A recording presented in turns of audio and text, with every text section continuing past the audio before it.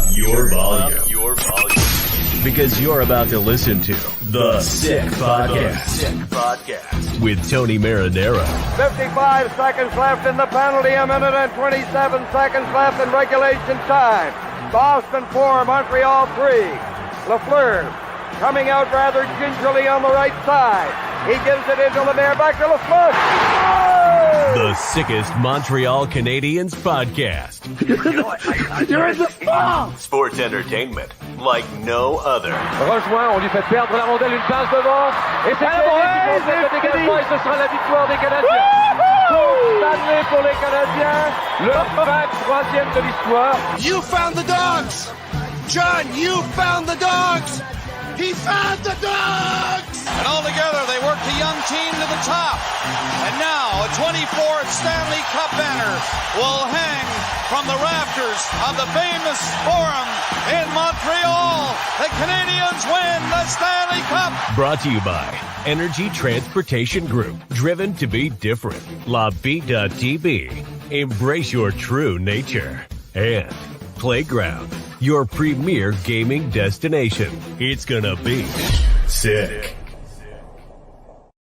Marinaro, the Sick Podcast on this Tuesday, February 20th. Good Tuesday night, everyone. Hope you're doing well. You're watching on YouTube Live, Facebook Live, and Twitter Live. Tell your friends about it. Subscribe to our YouTube channel if you haven't already, and tell your friends to subscribe. It is absolutely free. And of course, we have an appointment every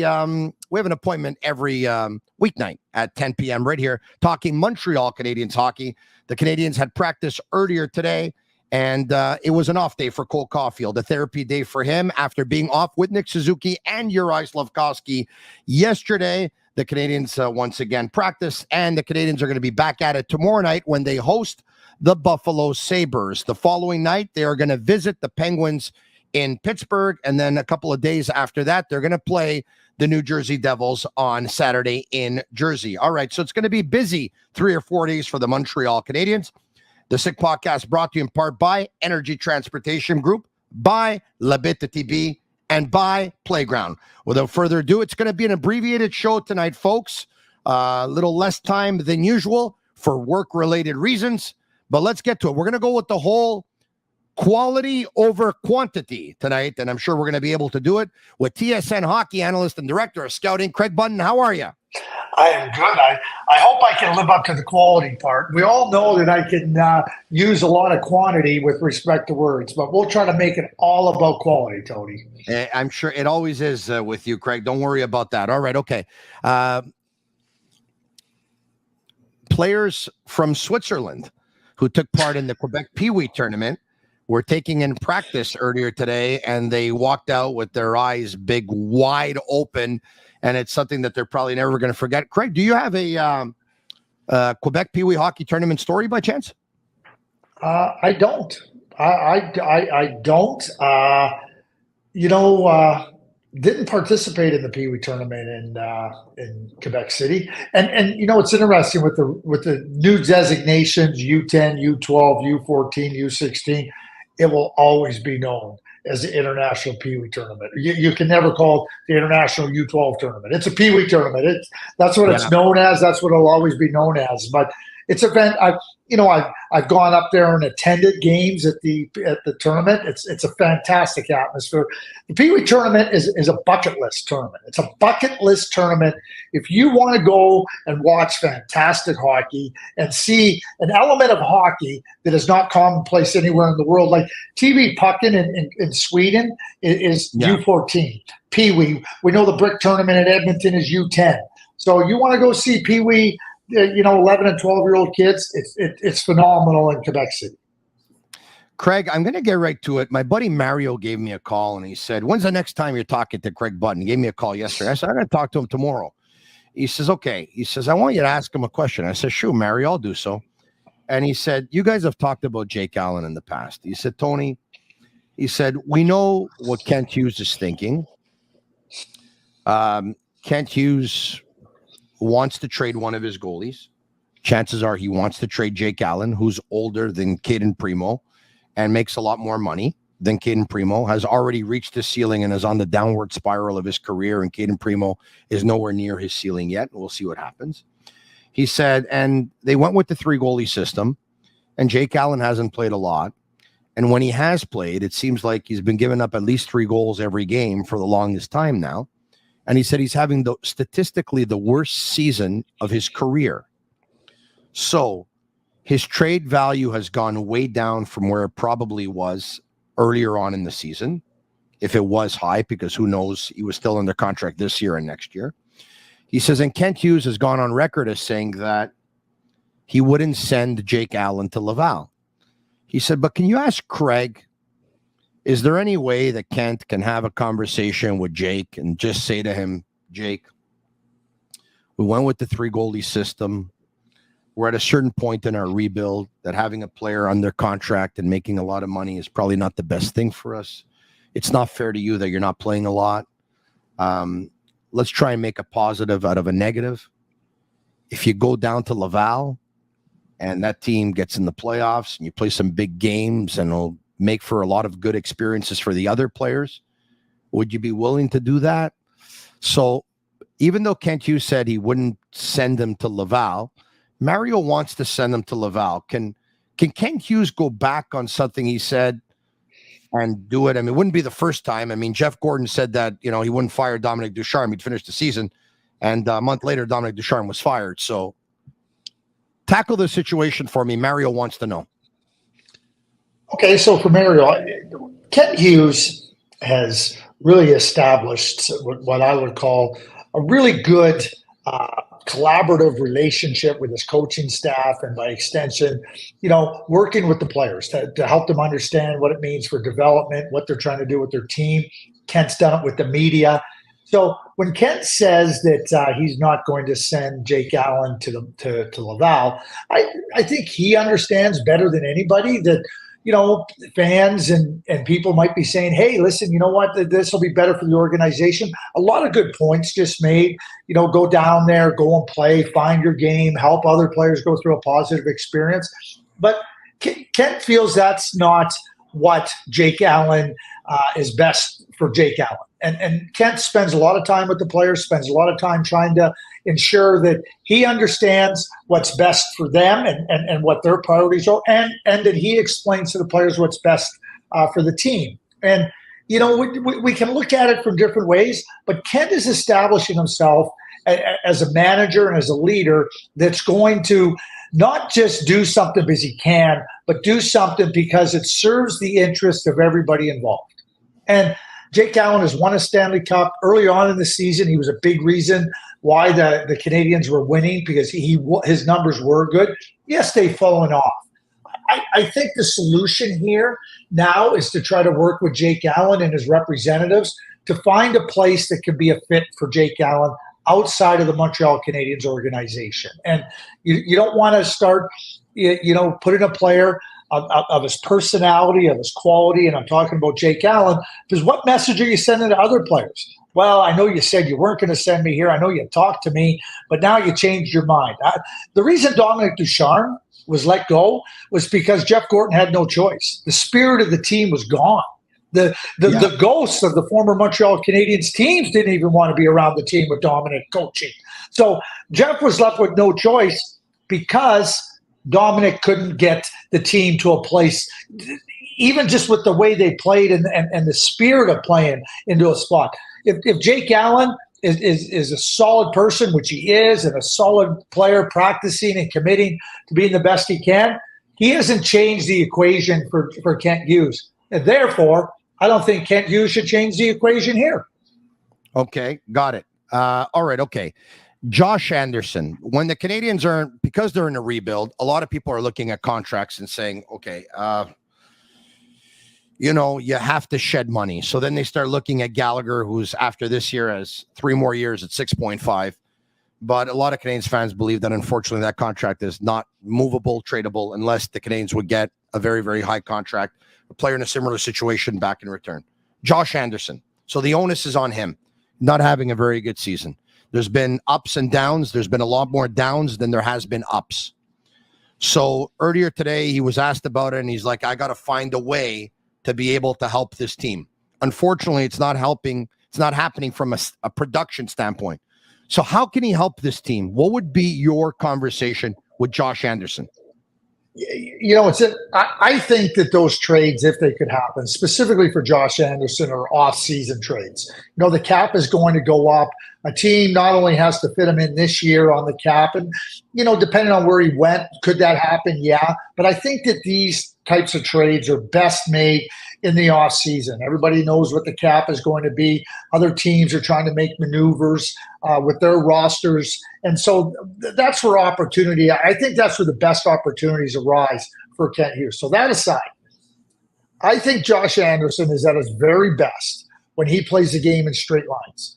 And when he's an excellent skater, he's got size, he's got weight to his game. But I think Josh runs into problems when he tries to handle the puck. There's players that overhandle the puck. His problem happens when he handles the puck. Get the puck off your stick. Get the puck to players that are really good handling the puck. Shoot the puck if you don't have a play to make. Dump it in if you don't, and then go and grind. Grind to the net, grind to the corners, chase down your rebounds. I think his biggest problem, and this is what I would try to impress upon Josh, stop handling the puck. It's not a strength of yours. Don't try to get into an area that limits you.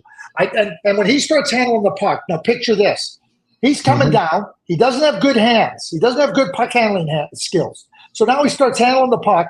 Defensemen just go like this. They just take their stick and they just go, off your stick. So now his skating isn't a factor. His size isn't a factor. He's a competitor. His competitive spirit isn't a factor because he gets himself doing things that aren't to his strengths. That's what I'd be telling Josh Anderson. And Tony, I said this early in the year when he was scoreless, when he was goalless. Stop handling the puck. He made a great play. I want to say, I don't know if it was San Jose or I think it was San Jose. He came in, made a great play, power move, leaned in, cut. Then he wants to handle the puck and try to make a real fancy move in tight. Just shoot the puck. Shoot the puck. Your game is not stick handling. It's below average NHL standard. Because of the way Marty St. Louis wants to play, and because some of the more skilled players on the Montreal Canadiens want to play, Suzuki, Caulfield of this world, and now Slafkovsky. I know you said shoot the puck, and I know you said you are a straight line guy, don't stick handle the puck, but that's not Marty St. Louis' style. Marty St. Louis doesn't want a team that plays north-south. I'm sure when it's asked for, because as Marty says, take what the game gives to you, but he likes players that play east-west. He likes players that explore their imagination. So can it ever work? Ever? Well, what I would say is it's great if you had a team full of players that can handle the puck and play east-west and be creative. Good luck with that. You better come to the acceptance that this is the style of game that I prefer.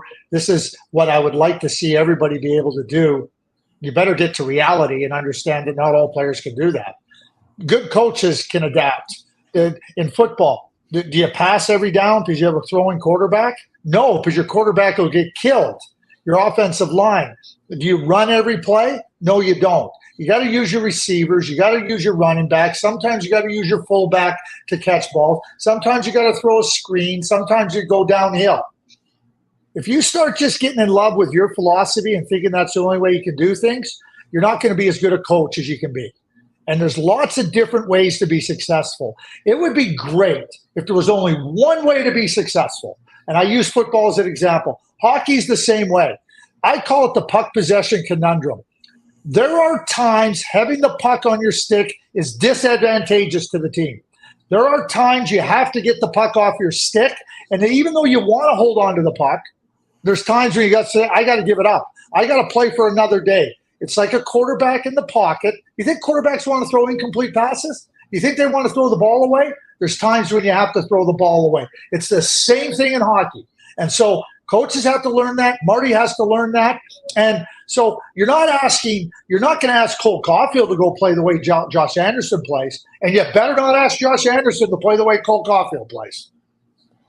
All right. Okay. So because they're in a rebuild and because he makes $5.5 million this year and for the next 3 years, And because his production has gone down considerably, 32 points a year ago, 32 points the year before that. Once again, he used to be a 27 goal scorer with Columbus back in 2018, 2019. So that's 5 years ago. But this season, 15 points in 51 games. The minus 21 after being minus 8 a year ago. At this point, is there anything like, I think it's safe to say he is who he is and he's not going to change. But can there still be another team in the National Hockey League who will look at this guy and say, bad team in a rebuild? He could be the guy who scored 27 goals 5 years ago for Columbus because he's still young enough to do it. And I think a change of scenery will do him well. He's 29 years old. He's a big boy. We can use him for the next 3-4 years in the playoffs if you're another team. Do you think at least one other team is thinking that? Or is this a contract that the Canadiens are just going to have to be resigned to and say, you know what, he'll be here for the next 3 years? No, I don't think you have to become resigned to anything. I don't think you have to come resigned to Josh Anderson having another season like this. It's been a season that hasn't gone Josh's way offensively. Early in the year when he was goalless, when he hadn't scored, you're watching him. You're going, oh, come on! Like, you got to get a goal somehow, some way, because he was doing a lot of good things. He just wasn't scoring. Again, trying to help a player understand and play to his strengths is one part of it. Understanding, and teams are always evaluating, is there value in a player that hasn't performed to the level? Does that player bring certain qualities that we could benefit from, that we lack? And that those evaluations are always ongoing, Tony. So I would never say that there's not teams interested. The challenge in the league is now you have you have to look at rosters, not just with expiring contracts, but you have to also look at rosters with young players, where players are moving either from their entry-level contracts into that second contract, or they're moving off a bridge into what is a long-term contract. So you're not just saying, oh, well, we got $5 million because we got this much money coming off with UFAs. You have to also look at what their salary structure might look like with their younger players. So that creates challenges in adding a player at $5.5 million for 3 more seasons onto your cap. That doesn't prohibit you from doing it depending on where you're at, but those are considerations that become into. Bob Gainey made this comment many, many years ago. He said, in the NHL, these are all really good players. They've all got here for different reasons and because they have different skills. He goes, in his view, there's not, and understand this is a bigger picture thing. He goes, we hear a lot about bad players. He goes, more the case is bad contracts. That's a good one. It's very simple, eh? We hear a lot about bad players, but there's more of a case of bad contracts than bad players. All right, okay. A year ago, Juraj Slafkovsky was an 18-year-old rookie playing with the Montreal Canadiens, who played 39 games, had 4 goals, 6 assists, 10 points, was a minus 13, was a player that a lot of people looked at and said, too much too soon for him in the National Hockey League at age 18. Maybe he should have stayed. Maybe he should have stayed in Finland. Maybe he should have. Pardon me. Maybe he should have stayed in Slovakia. Maybe he should have. Hold on a second. Maybe he should have stayed in Finland. Yes, he was playing. He was playing with TPS Turku. He was playing in TPS Turku. Maybe he should have gone to Laval. Yada yada yada. 1 year later, he's taken huge steps. 55 games, 12 goals, 18 assists, 30 points. There's not one direct line to development. People have stronger ideas. I, for one, and I'm not going to shy away from this, felt that it would have been better for Juraj Slafkovsky to be in Finland last year, developing his offensive game. I never thought the American Hockey League was the best place for him. And even at that, starting him in the NHL, fine, I understood.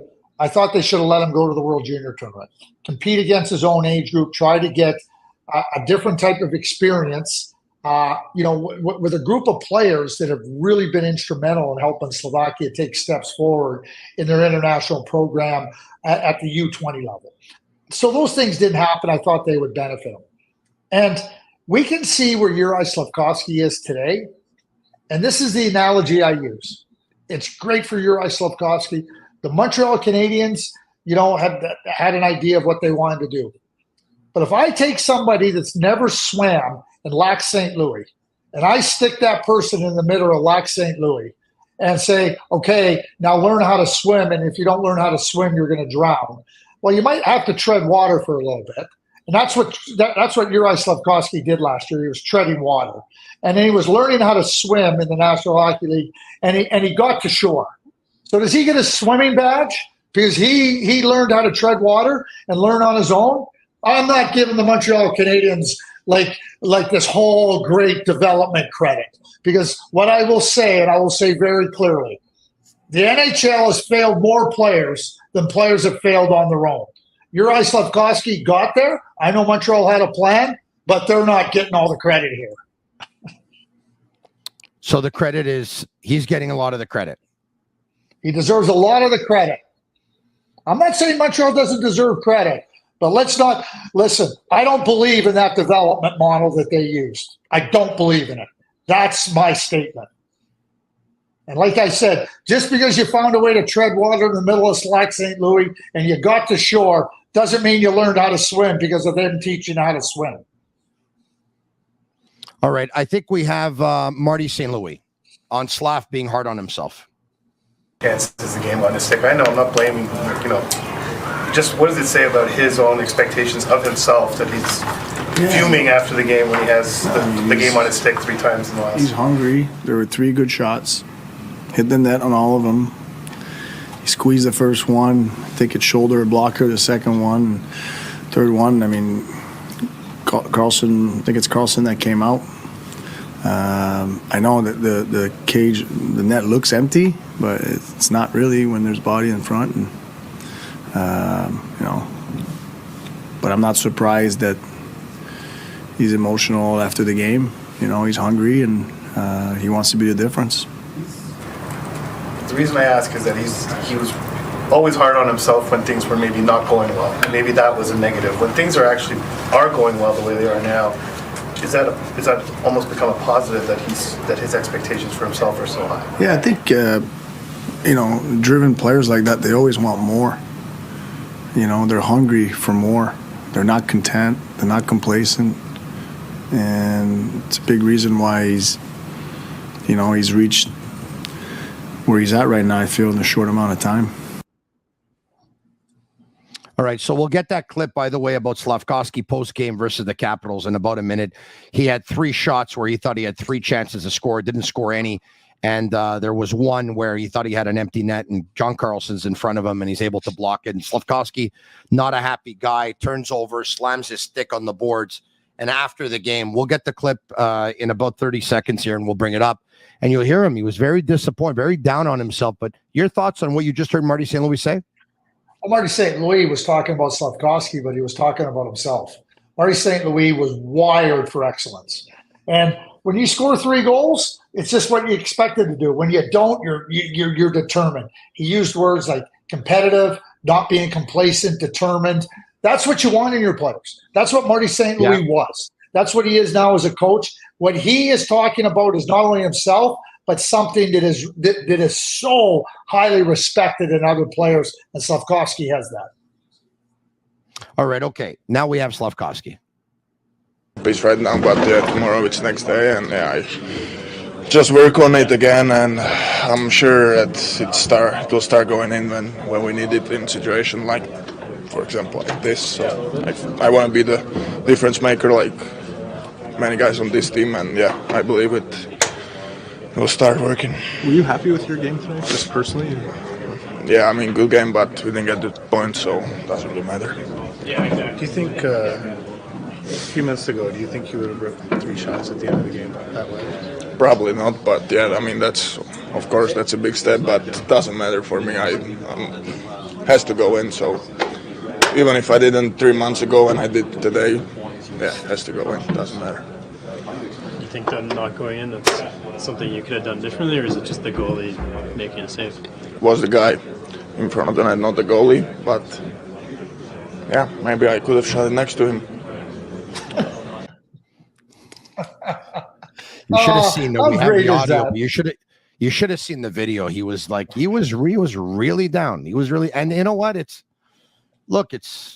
not too many people think they're going to make the playoffs. I mean, I think it's safe to say that they're not. And you know, his demeanor was that of someone who lost the playoff game. And who was it? It was Grant McCagg had a good point last week. He brought it to my attention. He said, when Slafkovsky scored a goal to make it 4-2 last week, they were trailing.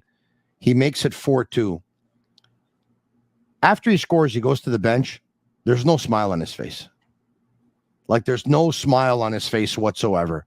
Very disappointed. And you can tell the way he talks and the way he acts, and very team guy, eh? Very team guy.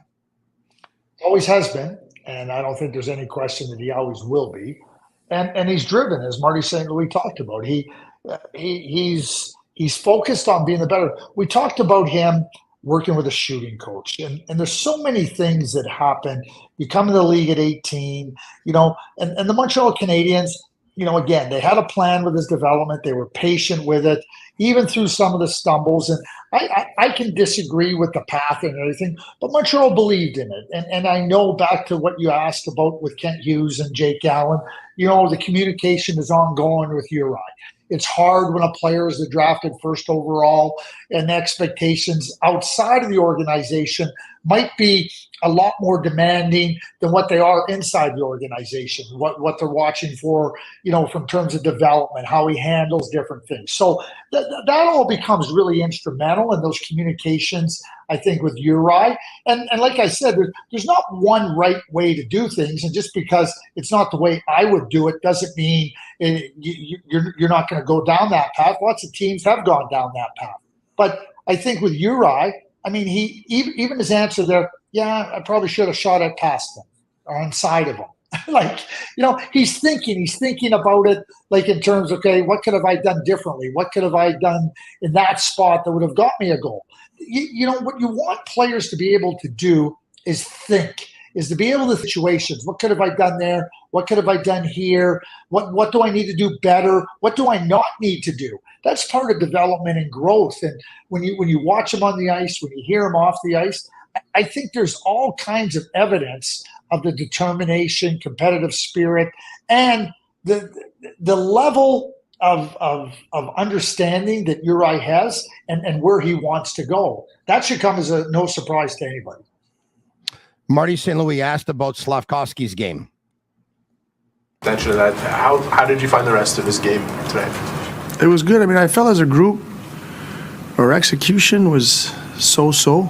Intentions were there, you know, but I mean, I felt like in the third period he was very dominant, you know, and when the game's on the line, and that's what you want from your top players. All right, there you have it. So, you know, you said something. It's funny because I have a buddy, he thinks exactly like you, right? We talk soccer every day, and we talk about development, right? Or we talk about players. And, you know, a lot of people talk to him about development, and he kind of dismisses it. And he says, look, for me, he says the development is because there's a place where the players can play. So that can serve as development. He says, but ultimately it comes down to the player. And he believes that most of the development is a player that's doing it.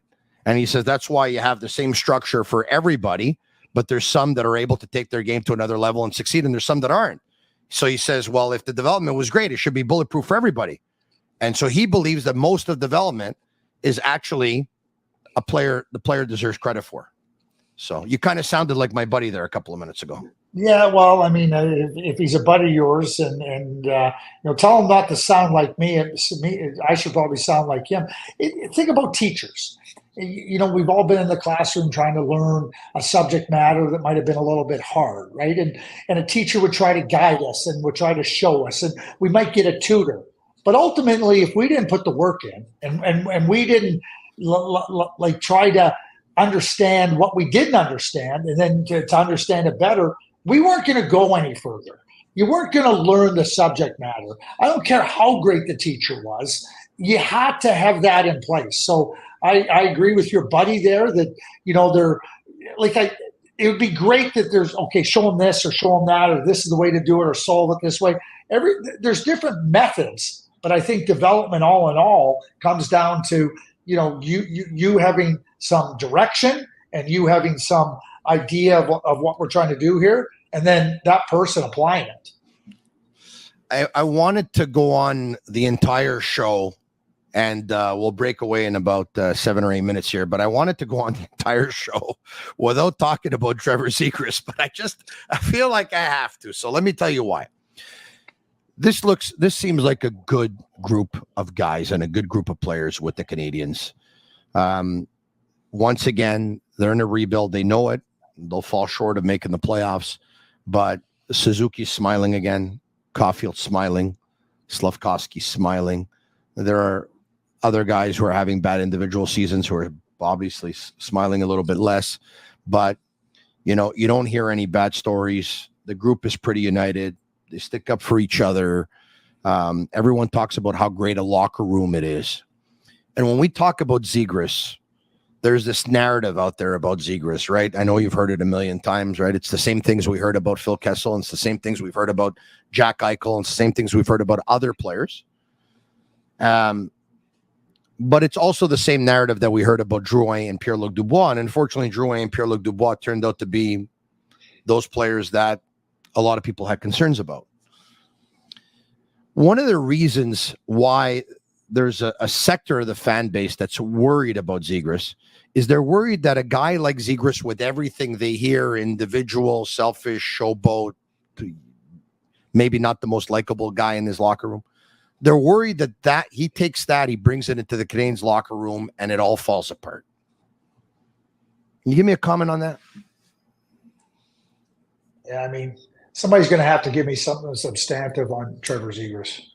I know Trevor Zegras. I've watched Trevor Zegras for a long time. And if somebody wants to start assailing his character, put your name to it. And don't tell me what you heard. Tell me, because again, I knew Jack Eichel for a long time. There was never anything wrong with Jack Eichel. You know what was wrong with Jack Eichel? The Buffalo Sabres were what was wrong. You know what's wrong right now in Anaheim? Is that they're not winning. They're not having a whole lot of fun in there. Trevor Zegras had 65 points last year on the worst team in the National Hockey League. The worst team in the National Hockey League. What happens if we start talking about the draft? Montreal Canadiens might be able to get Trevor Zegras. And now a narrative starts. That's how you want to get. That's where it goes. Tell me what, you don't like the way that he celebrates? I watched Ty Domi ride his stick down the ice. I watched Timo Solani shoot his glove in the air. What, in terms of Trevor Zegras, are people trying to suggest? Because I'll be honest with you, I haven't seen it. And listen, they have Carlson, they have McTavish, they just traded for Cutter Gauthier. At the end of the day, you look at it, maybe it's just a question of surplus, and they're looking to move players to try to strengthen in other areas. But I'll be straightforward with you, Tony. Yeah. The BS narratives, I don't buy into it. Put your name to it. Don't tell me. Okay. I don't want to hear about I heard this. Ryan O'Reilly, they couldn't wait to trade him because he said, I don't like losing. Oh, he went and won in Buffalo. He won in St. Louis. Matthew Tkachuk held out right before the first game of the season after his entry-level contract. He did exactly the same. Trevor Zegras did exactly or similar thing to Matthew Tkachuk. Why wasn't there any criticism of Matthew Tkachuk? Yeah. Well, besides the narrative, one of the things you'll hear is, no one will look at the 61 and 65 points in the last couple of years. They'll look at the 7 points in 20 games this year and say, well, he's on pace. He got hurt right off the bat. Yeah. And do you know how you get really talented players is when they're underperforming. Joe Thornton got traded. He won the Hart Trophy that year. Like, just go back and look at the number of players that got traded. Just go back and look at the number of Timo Solani got traded. Why did they trade Timo Solani? I'm going to bet because his performance was a little bit down. Players, good players, great players get traded. Great players get traded. Adam Oates got traded a couple of times. So, again, you can bring up Jonathan Drouin left his team. He had given you evidence that maybe there was some problems with the attitude and Jonathan's thing, right? And certainly Trevor Zegras hasn't left the team. All Trevor Zegras has done is perform. Jonathan Drouin didn't even perform in Tampa Bay very well. You're going to say that about Trevor Zegras? It's all the BS narratives. I got no time for them. I think he had 53 or 54 points. All right, okay. So last one. Right now, what we're witnessing with the Canadians is Caulfield, Suzuki was the top dog in the last couple of years, best player on the team, probably still is. I would say he is. Caulfield starts scoring goals at an incredible rate that if he's healthy, he's close to 50, 26 goals in 46 games or whatever it was. So he wants the top dog status. Slafkovsky comes in this year, former first pick overall. And, I want to be the difference maker. I want to be the guy to score goals. I want to be the guy. He wants to be top dog. And if you acquire Trevor Zegras and he has that attitude that he wants to be the top dog, is it bad to have too many guys that want to be the top dog? Well, I don't know if a lot of Montreal Canadian fans know this, but back in the 70s, and, Sam Pollock had all those top dogs, and he thought there was too many. He felt there was too much Savard, too much Lapointe, too much Robinson, too much Smahovlich, too much Schutt, too much Lafleur. He really couldn't trade those guys because everybody thought that they were selfish and only cared about themselves. Give me a break. Pretty good players, pretty good team. Yeah. You don't want top dogs, yeah. I'll tell you what Scotty Bowman said. Talent and skill is a really hard thing to acquire in this league. Don't give it away. Craig, so much fun. Thanks so much for doing this again. Very much appreciated. And I look forward to talking to you again next week. Thanks so much. Oh, yeah. I look forward to talking to you every week. It's always a fun time. Thank you. Thank you very much. All right. There you have it, Craig Button. Marinaro. It's a shortened edition tonight of the Sick Podcast. What I can tell you is I will be back, of course, tomorrow night after the Canadians and the Sabres. And I'm going to tell you right now, our guest, hold on. I'm going to tell you who our guest is. Also, Thursday night, they're in Pittsburgh. Our guest, that guest has already been lined up as well. So if you want to find out who the guests are on Wednesday and Thursday, stick around because I want to talk to you about our partners and our sponsors, Energy Transportation Group, a leading full-service logistics provider serving all of North America, driven to be different. I also want to talk to you about La Bitte TB, brewed in Quebec, a winner of a dozen international awards. La Bitte TB offers quality microbrewery beers made with premium ingredients for everyone's taste. La Bitte TB, embrace your true nature. And I want to talk to you about Playground. Discover a world of luxury at Playground. Explore their new 30,000 square foot expansion with thrilling games, gourmet dining, and live entertainment. Located just over the Mercier Bridge, only minutes from downtown Montreal. Playground. Experience the strip without the trip. If you like the show tonight, like it, comment SICK, SICK, share it with your friends. Subscribe to our YouTube channel. Tell your friends to subscribe to our YouTube channel. You really want us to be very appreciative of what you can do for us. Why don't you do this? Leave us a 5-star review on Apple Reviews. It really is our way of feeling the love. So I will tell you this, tomorrow night, our guest, they call him the Snake. I call him O Serpente. Simo the Snake Boisvert. And on Thursday night, former Pittsburgh Penguin himself, Philippe Boucher, will join us as well right here on the Sick Podcast. For Agnello, Sammy, and Juliana at Master Control, thanks everyone for watching. Thanks everyone for listening. They're Cavallaro. I'm Marinaro. And that's a wrap. Hope you don't miss us too much until next time. Follow the Sick Podcast with Tony Marinaro on YouTube, Instagram, Facebook, Google Play, and Apple Podcasts. The Sick Podcast is brought to you by Energy Transportation Group, driven to be different. La Vida TB. Embrace your true nature. And Playground, your premier gaming destination.